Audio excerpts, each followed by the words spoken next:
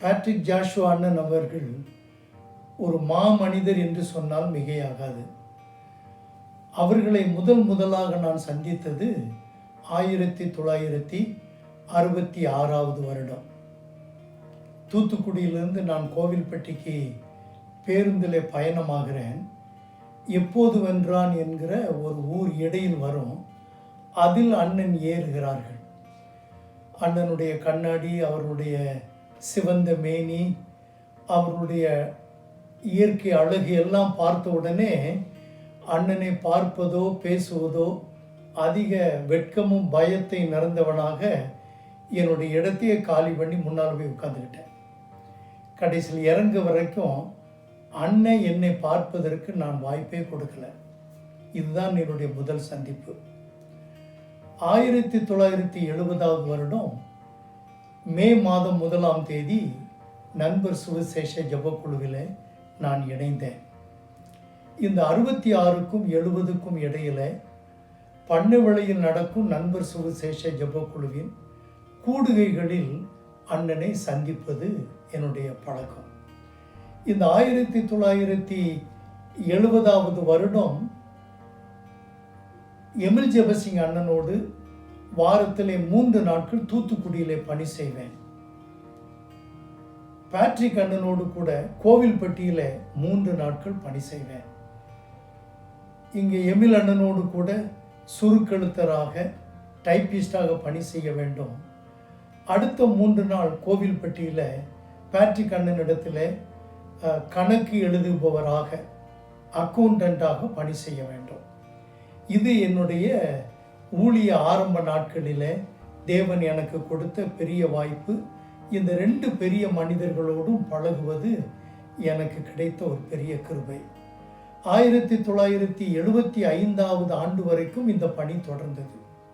ஒரு நாள் அண்ணன் என்னோடு கூட உட்கார்ந்து பேசி, தம்பி, நீங்கள் உங்களுக்கு சில திறமைகளெல்லாம் இருக்குது, அதை இன்னும் வளர்க்கணும். அதனால் நீங்கள் பைபிள் காலேஜ் போயிட்டு வந்தால் ரொம்ப நல்லது. அதனால் நீங்கள் ஏன் பைபிள் காலேஜ் போய் படிப்பதை குறித்து இன்னும் யோசிக்கலை அப்படின்னு கேட்டாங்க. நீங்கள் அனுப்பி வச்சா போகிறேன்னு சொன்னேன். எமில் ஜெபசிங் அண்ணனோடு பேசி ஒழுங்கு செய்து சவுத் இந்தியா பிபிலிக்கல் செமினரியில் 4 ஆண்டு படிப்புக்காக அனுப்பி வைக்கப்பட்டேன். அங்கு 75, 76, 76, 77 2 ஆண்டுகள் படிப்பை முடித்து விடுமுறைக்கு வந்திருக்கிறேன். வந்தபோதுதான் அந்த ஆண்டு மாநில முகாமில் எமில் ஜெபசிங் அண்ணன் பொது காரியதரிசி என்கிற பொறுப்பை பேட்ரிக் அண்ணனிடத்தில் கொடுத்து, பேட்ரிக் அண்ணன் அந்த பொறுப்பை எடுக்கும் சமயம். இன்னும் அண்ணன் அப்பொழுது லைஃப் இன்சூரன்ஸ் கார்ப்பரேஷன் ஆஃப் இந்தியாவில் அசிஸ்டன்ட் மேனேஜராக பணி செய்து கொண்டிருக்கிறார்கள்.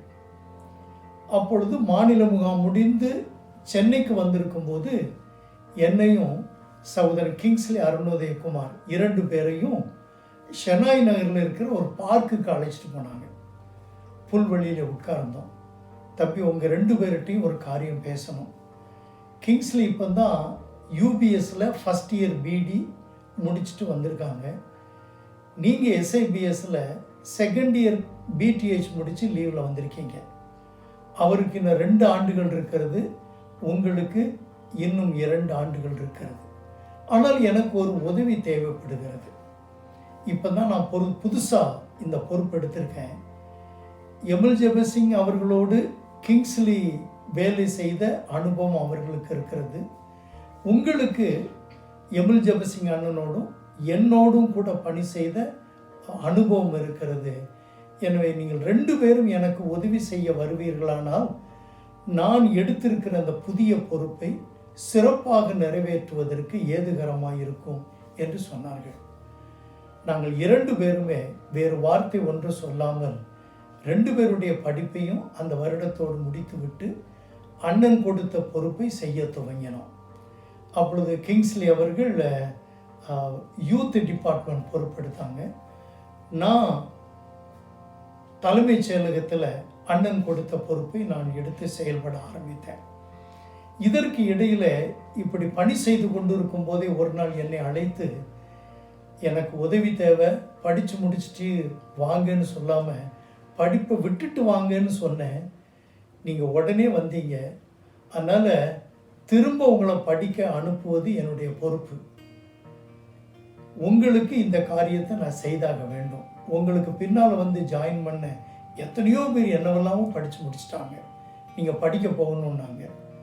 அப்போது என் கையில் ஒரு அப்ளிகேஷன் ஃபார்ம் கொடுத்தாங்க.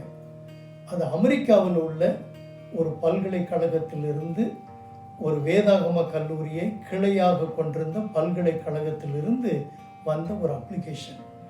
15 இயர்ஸ் சர்வீஸ் உங்களுக்கு இருக்கிறதுனால நேரடியாக 5 இயர்ஸ் கோர்ஸில் நீங்கள் வந்து ஜாயின் பண்ணி நீங்கள் ஒரு முதுகலை பட்டம் முடிக்கலாம் அப்படின்னு சொல்லி அந்த அப்ளிகேஷனில் சொல்லியிருந்தாங்க. அதை நான் ஒரு மாதமாக கையிலேயே சுமந்துட்டு அலைஞ்சேன். எடுத்த வேலையை சிறப்பாக செய்ய வேண்டும் என்கிற பொறுப்பு, அந்த மனநிலை இருந்ததுனால அதை நிரப்பவே இல்லை. அண்ணன் கூப்பிட்டு கேட்பாங்க, என்ன செய்துட்டீங்க, அப்ளிகேஷன் ஃபார்மை ஃபில்அப் பண்ணியாச்சா அப்படின்னு கேட்பாங்க. இல்லைண்ணே அப்படின்னு சொல்லுவேன். உங்களுக்கு ஏதாவது ஒரு நல்ல படிப்பை ஏற்பாடு செய்ய வேண்டியது என்னுடைய கடமை. ஆக நீங்கள் பொறுப்பெடுக்கணும். அதுக்கு முன்னால் நல்ல படிப்பை நீங்கள் முடிக்கணும். ஆனால் கடைசியில் ஒரு மாதம் கழித்து அண்ணன் மன்னிக்கணும், எனக்கு கடவுளுடைய வழிநடத்தல் இல்லை, இதை நீங்களே வச்சுக்கோங்க அண்ணன்னு கொடுத்துட்டேன்.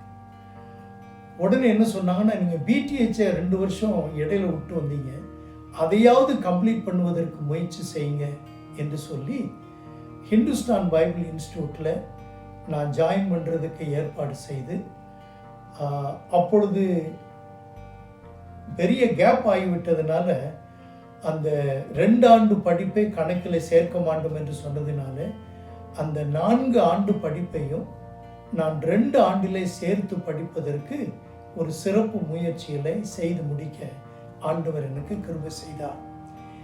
இந்த தருணத்திலே தான் முன்னேற்ற பணிப்பிரிவிலே நான் தீவிரமாக செயல்பட்டு கொண்டிருந்த காலம். ஸ்கேன் என்கின்ற அந்த அமைப்பையும் வியாபாரிகள், தொழிலதிபர்கள், மருத்துவர்கள் இவர்கள் மத்தியிலே பணி செய்கிற அந்த அமைப்பு உருவாகி அதுவும் வளர்ந்து வந்த காலம். எனவே எனக்கு ஒரு காலகட்டத்தில் முழு தமிழகத்திற்கு முன்னேற்ற பணி பொறுப்பையும் அகில இந்திய ரீதியில் அந்த ஸ்கேன் பணி பொறுப்பையும் என்னை நம்பி கொடுத்தார்கள். இளம் வயதிலேயே முறைப்படி தெரிந்தெடுக்கப்பட்டு ஈசி எக்ஸிக்யூட்டிவ் கமிட்டி செல்வதற்கு நண்பர் சுவிசேஷ ஜெபக்குழுவில் நான் தான் முதலாவது நபராக அந்த வாய்ப்பு பெற்றேன்.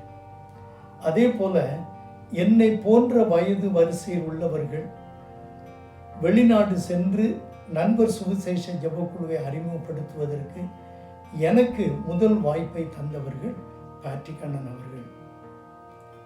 ஆண்டுதோறும் மே மாதத்தில் நடக்கின்ற மாநில முகாமில் அந்த செயல்படும் நேரம் என்பது மிக முக்கியமான நேரம், ஹவர் ஆஃப் ஆக்ஷன்.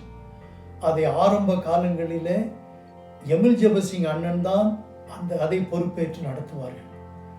அதற்கு பின்பு சைமன் ராபர்ட்ஸ் அண்ணன், அதற்கு பின்பு துரை சிங் அண்ணன் என்று சொல்லி இவர்கள் 2 பேரும் இருக்கும் ஒரு வருடத்தில், தம்பி இந்த வருஷம் நீங்கள் தான் ஹவர் ஆஃப் ஆக்ஷன் எடுத்து செய்கிறீங்க என்று சொல்லி அந்த பெரிய பொறுப்பை எனக்கு கொடுத்து அத்தனை 100 பேர் கூடியிருந்த அந்த இடத்துல என்னை நிறுத்தி அந்த பொறுப்பை சிறப்பாக செய்வதற்கு அத்தனை ஏற்பாடுகளையும் எனக்கு செய்து கொடுத்தவர்கள். இப்படி வளர்ந்து வரும்போது 4 மாநில பொறுப்பை கொடுத்தார்கள். கேரளா, தமிழ்நாடு, கர்நாடகா, ஆந்திர பிரதேசம் என்று 4 மாநிலங்களினுடைய முன்னேற்ற பணி பொறுப்பை ஏற்று நிறைவேற்றுவதற்கு எனக்கு வாய்ப்பு கொடுத்தவர்கள் பேட்ரிக் அண்ணன். இப்படி இளைஞர்களினுடைய தாளந்துகளை, திறமைகளை கண்டுபிடித்து ஊக்குவித்து அவர்கள் அதை சிறப்பாக செய்வதற்கு எல்லா விதமான அனுகூலங்களையும் ஏற்பாடு செய்வது அண்ணனுடைய பழக்கம். அப்படிப்பட்ட அண்ணனோடு கூட நான் பணி செய்த நாட்களை மறக்க முடியாது. ஆரம்ப நாட்களில் நான் தூத்துக்குடியிலிருந்து பயணம் செய்து வீரபாண்டிய பட்டணத்திலே அப்பொழுது அண்ணன் தங்கியிருந்து திருச்செந்தூர் எல்ஐசியிலே பணி செய்து கொண்டிருந்த காலம். அப்படி நான் வாரத்திலே 3 நாட்கள் அங்கே செல்லும் பொழுது 3 நாட்களும் அவர்கள் வீட்டில்தான் எனக்கு பிரேக்ஃபாஸ்ட். 2 பேரும் சேர்ந்து அமர்ந்து பாதி வேலைகளை சாப்பிடும் போதே முடித்து விடுவோம். அதற்கு பின்பு அவர்கள் அலுவலகம் செல்லும் போது நண்பர் சுவிசேஷ ஜெப குழுவின் நிதி காவலர் அலுவலகம் இருந்த கட்டடத்திற்கு வந்து என்னோடு நேரம் செலவிட்டு விட்டு புறப்பட்டு செல்வார்கள். இப்படி பேட்ரிக் அண்ணன் கையாண்ட அந்த பொது காரியதரிசி என்கின்ற பொறுப்பை இன்னொருவர் எடுத்து நிறைவேற்ற வேண்டும் என்கிற ஒரு நிலை வந்தபோது 2ஆம் கட்ட தலைவர்களை ஒவ்வொருவரும் கண்டுபிடிக்க வேண்டும் என்கிற நிலை வந்தபோது அதற்கு ஒரு சர்ச் கமிட்டி வைத்து அந்த சர்ச் கமிட்டியில் ஒரு பெரிய ப்ராசஸ் வைத்து 20 வருட அனுபவம் உள்ளவர்களிலே 5 பேரை 15 வருட அனுபவம் உள்ளவர்கள் தெரிந்தெடுக்க வேண்டும் என்று கண்டுபிடிக்க வைத்து அதிலே ஒருவனாக நான் வந்து அதற்கு பின்பு அதை ஷார்ட் லிஸ்ட் பண்ணி அதற்கு பின்பு கடைசியாக எக்ஸிக்யூட்டிவ் கமிட்டி வந்தது. அந்த எக்ஸிக்யூட்டிவ் கமிட்டியில் பொது காரியதரிசி என்கிற பொறுப்பு எனக்கு ஆண்டவர் தலைவர்கள் மூலமாக தந்தபோது முதலாவது எழுந்து எனக்கு கரம் குலுக்கி அந்த பொறுப்பை நம்பி ஒப்பு கொடுத்தவர்கள் அருமையான அண்ணன் அவர்கள். முதல் 1 வருடம் ஜெனரல் செக்ரட்டரி டிசைக்னேட் பொதுச் செயலாளர் பொறுப்பு என்கின்ற அந்த நிலையிலே பணி செய்ய வேண்டிய ஒரு நேரம் வந்தது. அப்படிப்பட்ட தருணத்தில் அண்ணன் தம்பி உங்களுக்கு முன்னேற்ற பணிப்பிரிவு பற்றியும் தெரியும், தலைமைச் செயலகத்தினுடைய பணிகளை பற்றியும் தெரியும், பணித்தளத்துக்கும் நீங்கள் போய் ஃபீல்டு டைரக்டரோட 2.5 வருஷம் பணி செய்துட்டு வந்திருக்கீங்க.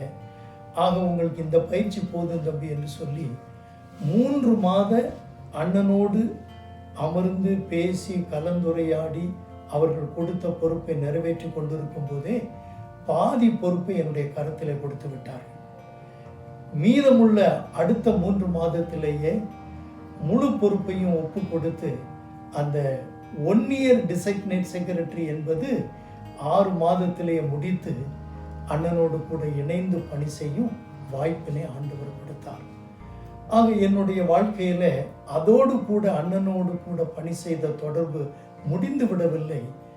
அவர்கள் நண்பர் சுவிசேஷ ஜெப குழுவிலிருந்து ஓய்வு பெற்று நேஷனல் பிரேயர் நெட்வொர்க் என்கிற அமைப்பை உருவாக்கி அதிலே பணி செய்து கொண்டிருந்த காலத்திலும் அண்ணனோடு பழகுகின்ற பெரிய வாய்ப்பினை நான் பெற்றிருந்தேன். அண்ணனுடைய வாழ்க்கையில நான் கற்றுக்கொண்ட 5 பாடங்கள். முதலாவது கட்டுப்பாடுள்ள வாழ்வு. அது உடை அணிவதோ உணவு உண்பதோ நேரத்தை கடைபிடிப்பதோ ஒரு கட்டுப்பாடு உள்ள வாழ்வு. 2வது ஜெப வாழ்வு. அதிகாலையில் எழுந்து ஜெபிப்பது, இரவிலே ஜெபிப்பது, ஜெப ஒழுங்குகளை தவறாமல் கடைபிடிப்பது. 3வது அவர்களுடைய தியாகமிக்க வாழ்வு. அவர்கள் உயர்ந்த பதவியிலிருந்து விட்டு வந்தது மட்டுமல்ல, தன்னுடைய எல்ஐசியினுடைய சேமிப்பை பெரியதொரு தேவை வந்தபோது அதை வேலையை ராஜினாமா செய்த நாட்களில் அந்த சேமிப்பை அப்படியே நண்பர் சுவிசேஷ ஜெப குழுவில் வந்த ஒரு பற்றாக்குறைக்கு கொடுத்தது. அக்காவை அவர்கள் தேவனுடைய சித்தத்துக்கு ஏற்ப அவர்கள் இழக்க வேண்டிய ஒரு சூழ்நிலை வந்தபோது பணித்தளத்தில் பணி செய்து கொண்டிருந்த அவர்களுடைய மகன் ஜிம் எலியட் மலேரியா வியாதியினாலே தாக்கப்பட்டு அவன் மரித்த போது இவைகள் எல்லா சூழ்நிலைகளிலேயும் அவர்கள் வெளிப்படுத்தின தியாகம் என்னை அதிகம் கவர்ந்தது. அதோடு மட்டுமல்ல, விடாமுயற்சி. பணித்தளத்தில் வெற்றி வேண்டும், முன்னேற்ற பணிப்பிரிவில் வெற்றி வேண்டும், தலைமைச் செயலும் சீராக செயல்பட வேண்டும் என்ற நிலைகளிலேயும் சரி, அதற்கு பின்பு லக்கு வைத்து செயல்படுகிற அத்தனை டிபார்ட்மெண்ட்ஸ்லேயும் சரி, அதை சாதிக்கும் வரைக்கும் விடாமுயற்சி அவர்களுக்கு இருக்க வேண்டும் என்பது மட்டுமல்ல, எல்லோரிடத்திலும் இருக்க வேண்டும் என்பதை ஊக்குவிப்பார்கள். அதிலும் நேஷனல் பிரேயர் நெட்வொர்க் என்பதை வயது முதிர்ந்த காலத்தில் அந்த பொறுப்பை ஏற்ற பின்னரும் இந்தியா முழுவதும் அதை எடுத்து செல்கின்ற ஒரு மன துணிவோடு கூட அதிலேயும் வெற்றி கண்டவர்கள் பேட்ரிக் ஜாஷுவா அண்ணன் அவர்கள். கடைசியாக ஐந்தாவது நான் சொல்ல வேண்டியது வேதத்திற்கும் அவர்களுக்கும் உள்ள தொடர்பு. அதிலே குறிப்பாக வாக்குத்தத்தம் என்பது அண்ணனுக்கு மிகவும் விருப்பமானது. இன்று ஆண்டவர் எனக்கு கொடுத்த வாக்குத்தத்தம் என்ன, இந்த ஆண்டில ஆண்டவர் எதை வாக்குத்தத்தமாக எனக்கு தந்திருக்கிறார், இயக்கத்திற்கு தந்திருக்கிறார் என்பதை மையப்படுத்தி அந்த வாக்குத்தத்தத்தை அடைந்து கொள்வதில் தானும் சரி, தன்னுடைய குடும்பமும் சரி, முழு இயக்கமும் சரி, விடாமுயற்சியோடு முன் செல்வதற்கு உதவி செய்பவர்கள். அப்படிப்பட்ட அண்ணனை நாம் இன்றைக்கு இழக்கவில்லை, அவர்களை விதைத்திருக்கிறோம். அவர்கள் விட்டு சென்றிருக்கின்ற அந்த மிஷனரி தரிசனமானது, ஜெப கரிசனையானது இன்னும் பற்றி பரவும். ஆண்டவர் வரும் வரைக்கும் அவர்களைப் போல அடிச்சுவட்டிலே நடப்பதற்கு ஏராளமான மக்களை உருவாக்கும். அதுவே என் வாஞ்சை. தேவன் தாமே பேட்ரிக் ஜாஷுவா அண்ணனைப் போல அநேக பெரும் மனிதர்களை உருவாக்குவாராக, இந்த தேசத்தை ஆசீர்வதிப்பாராக. ஆமென்.